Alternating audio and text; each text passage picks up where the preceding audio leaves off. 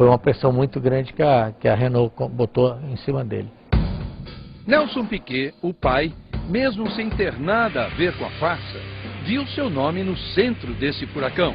A diferença de horário era muito grande, ele não pôde se comunicar comigo. Se ele tivesse conseguido falar com você, o que você diria para ele? Ele não ia fazer isso nunca. Eu sabia que isso aí é uma coisa de crime, sabe? Você manipular um resultado de uma corrida, isso é uma coisa criminosa. Então isso não cabe dentro do esporte. Quando o Briatore terminou o contrato dele no meio do ano, não tinha muito mais a perder na carreira dele, a não ser botar em pratos limpos o que o Flávio e a Renault estavam fazendo com o Nelson o ano inteiro. É verdade que você chegou a ficar um tempo sem falar com ele?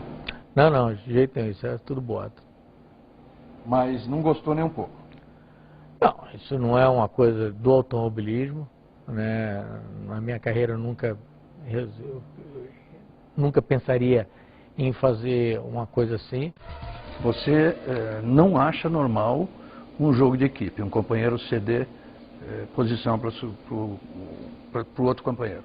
Em alguns times aconteceu, várias corridas do Rubinho, que tirou o pé para o Schumacher passar. Isso aí foi jogo de equipe, cada um piloto vai brigar pela sua posição e pelo seu resultado. Numa corrida final, que esteja decidindo e que um piloto já não tem chance, aí justifica-se. Por exemplo, o Massa e o Raikkonen. Nem assim justifica, né? Dos 7 títulos que o Schumacher ganhou, você se lembra de algum que você considera foi ganho na trapaça? Eu acho que toda vez que você tenta derrubar um companheiro ou tenta provocar um acidente para ganhar um título, eu acho que aí você está apelando, você está aí sem, não digo nem ética, né? Para mim esse título para a pessoa não vale nada. Ou mesmo você acha em relação o Prost e Senna, por exemplo, 89? Mesma coisa. E o Senna e Prost em 90? Mesma coisa. Eu mesmo não faria nada, não teria capacidade de fazer uma coisa dessa de jeito nenhum. Os 3 títulos que eu ganhei trabalhando, vencendo.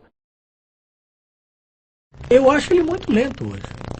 Ele em classificação até que arrisca uma volta e consegue, mas na corrida ele é muito lento, ele é quase o segundo mais lento do que os caras de ponta. Que nem a história do Rubinho, pelo meu pessoal fala assim, você não torce pro Brasil, você fala mal do Rubinho. Eu não falo mal do Rubinho, eu falo a verdade que eu tô vendo, cara. Ele é maravilhoso, um piloto de Fórmula 1 muito bom e tudo, mas tem um cara muito melhor que ele ali, e enquanto ele estiver ali, ele só vai ter sucesso se ele for na Bahia fazer uma macumba e quebrar as pernas do Schumacher. Não tem jeito, porque senão ele não vai.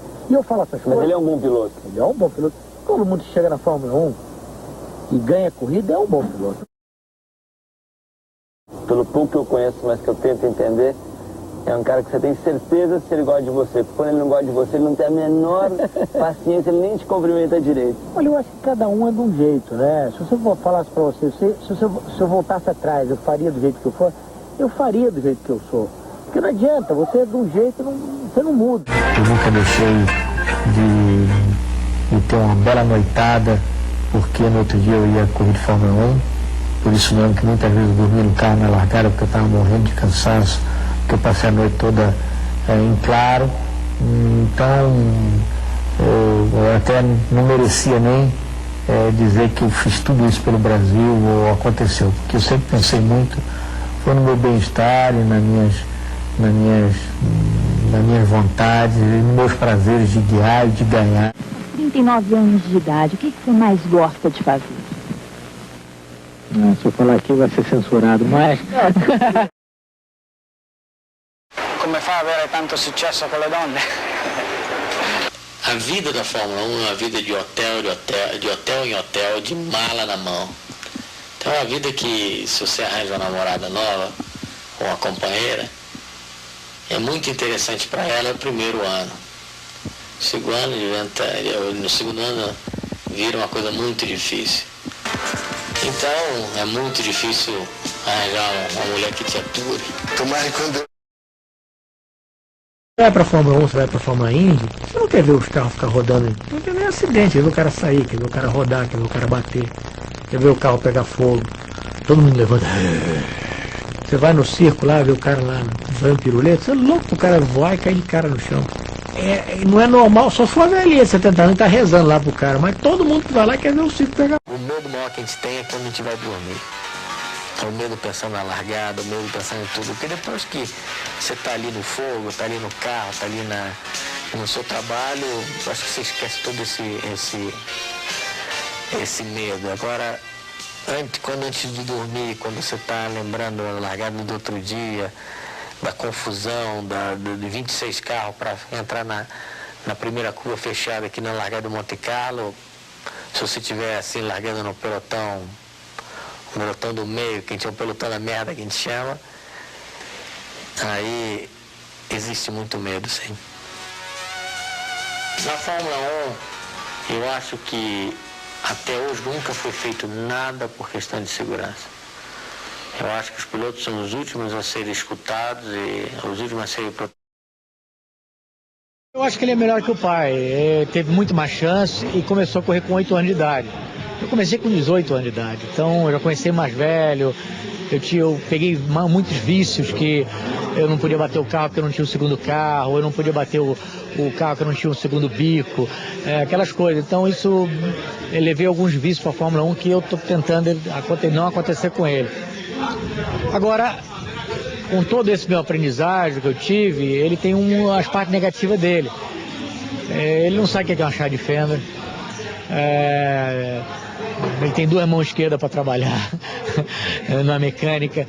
E isso, talvez hoje não faça tanta diferença. Isso na minha época eu fazia, porque eu tinha que fazer tudo no carro. Hoje ele tem tudo no carro pronto e vai continuar assim na profissão dele, nas categorias que ele correr. Eu, na minha categoria, não. Eu até chegar na Fórmula 1, eu era dono do meu time, eu era meu engenheiro, e eu preparava meu carro. Então, mudou muito, né? Mas eu acho que para a vida mesmo, pessoal nossa, lógico que a minha experiência é muito melhor, porque mesmo no dia que ele parar de correr de Fórmula 1, que ele vai correr talvez 10 anos, ou 12, 13, 14 dias de Fórmula 1, então se ele largar a Fórmula 1 com 30 anos, 32 anos, ele tem uma vida pela frente ainda e vai faltar toda essa habilidade de fazer as coisas. Eu trabalho com as minhas coisas, eu ainda preparo meus carros de rua, eu ainda brinco e tudo. Mas eu tenho esse interesse, ele já não tem, o negócio dele é computador, é a juventude nova, é a internet, é a parte eletrônica, isso que na nossa época não tinha, ou na minha época não tinha, você é mais novo que eu. Então, mas é aí que vai o conhecimento do pai, a experiência do pai, em passar para ele também todo esse conhecimento. Mas isso não existe, não existe conhecimento de passar para o pai e para o filho, isso existe interesse do filho para o pai, chupar isso do pai, isso não existe do pai ensinar o filho as coisas que ele não quer aprender, isso não existe.